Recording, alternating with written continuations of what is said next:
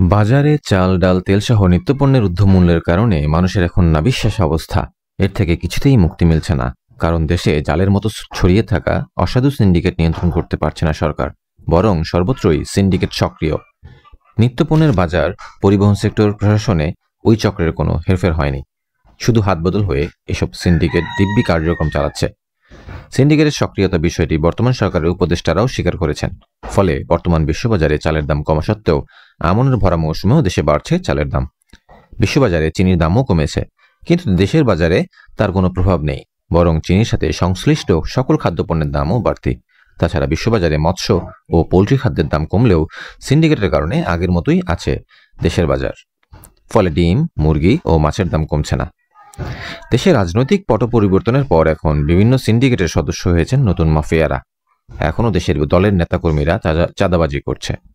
পরিবহন সেক্টরে আগের মতোই নৈরাজ্য চাঁদাবাজি চলছে।